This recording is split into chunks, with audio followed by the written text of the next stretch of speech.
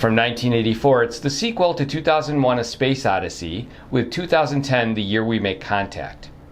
This actually is one of my very favorite films.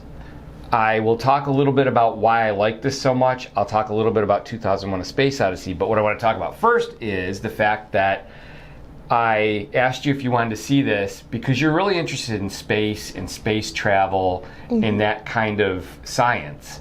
And I thought this would be something you would be interested in. So I asked you, and you did watch it, and I wondered what you thought.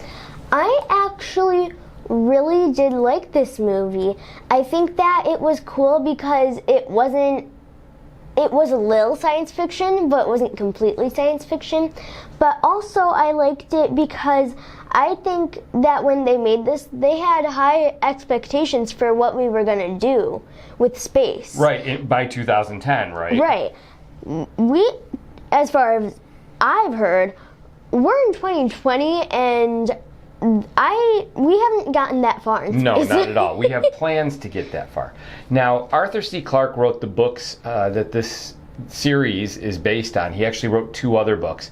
And after seeing 2010, I liked it so much that I read the book, and I've read it several times since then, and I've actually read the 2 sequels. But very much like the films, I found this story much easier to understand than I did 2001. And let's talk about the films for a minute. Now, 2001: A Space Odyssey is a Stanley Kubrick film.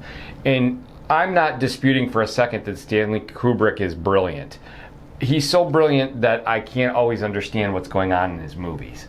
So the whole film, 2001: A Space Odyssey, is very much like that last segment of The Black Hole, which you were asking me about. It's a very trippy, very heady kind of experience.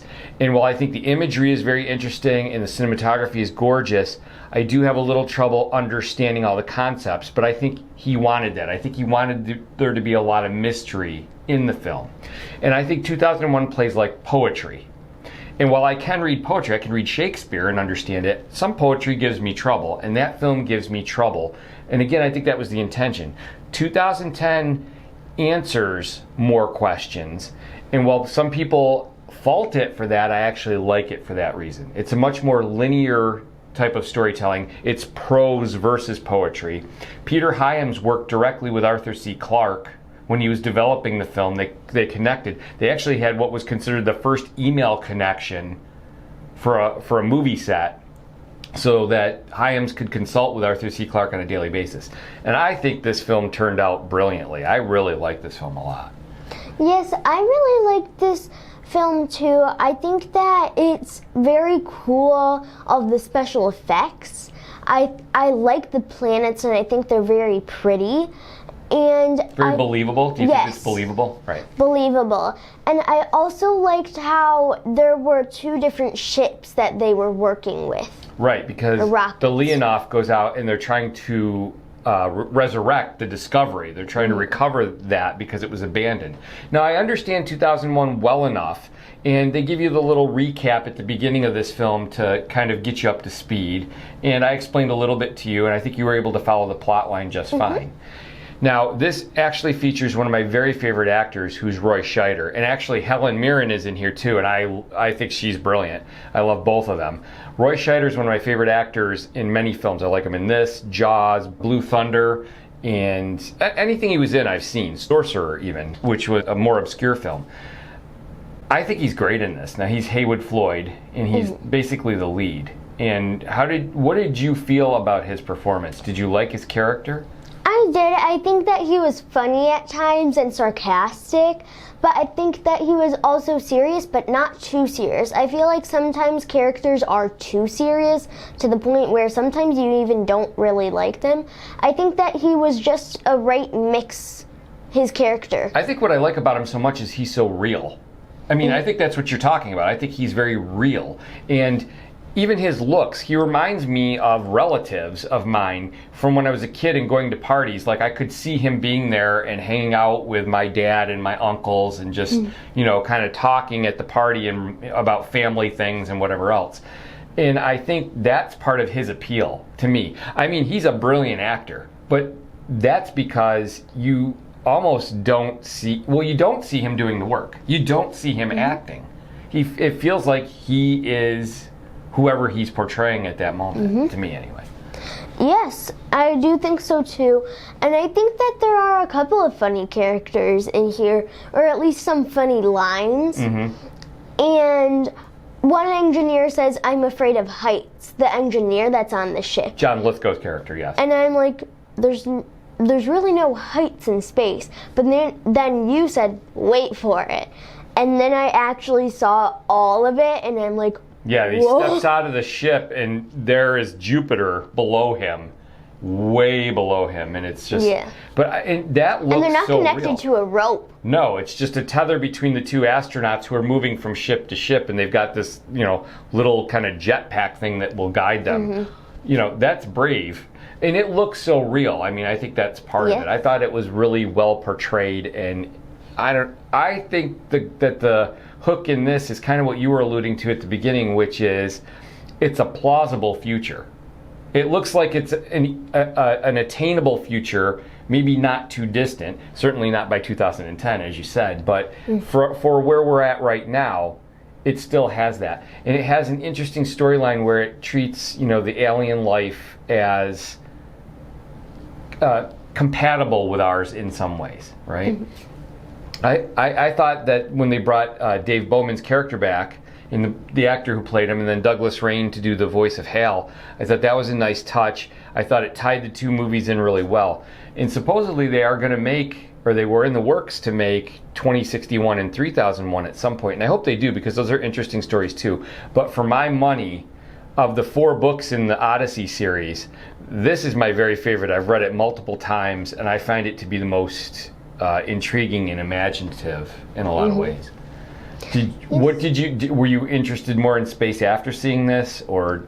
Yes, I actually read one of my space books that I had never read before. It kind of inspired me to do that. And so that's one of the reasons why I like movies so much, is because it inspires you to do things. And I agree with that. And sometimes, I hear a lot of people criticize the historical accuracy of movies. Now, this isn't about a history subject, but I never have a problem with that. We talked about Hamilton in here, and you love Hamilton. In fact, we're probably going to do a Hamilton special at some point. And Hamilton isn't completely historically accurate, right? But I don't think that is as important as inspiring people to want to look into something more. If it gets you interested in history and in the history of our founding fathers and how our nation developed, in Alexander Hamilton, for instance, and you go and you read about those real historical figures, I think the movie's done its job, or I think the show has done its job, or the story, or whatever it is. So I'm not always so worried about historical accuracy, as long as they don't tout it as historically accurate. If they say based on historical events. And by the same token, a movie like this, even though it's science fiction, there's enough science fact in here that it gets your imagination moving and makes you want to look into it more, right? Yes. They had, one of those things is they actually had astronaut suits on when they were moving, whereas the black hole, which we recently reviewed, didn't. And they were actually in space in the black hole at one point, not dying out there. So you're right. This is a more accurate approach, a more scientifically based approach to a science fiction movie.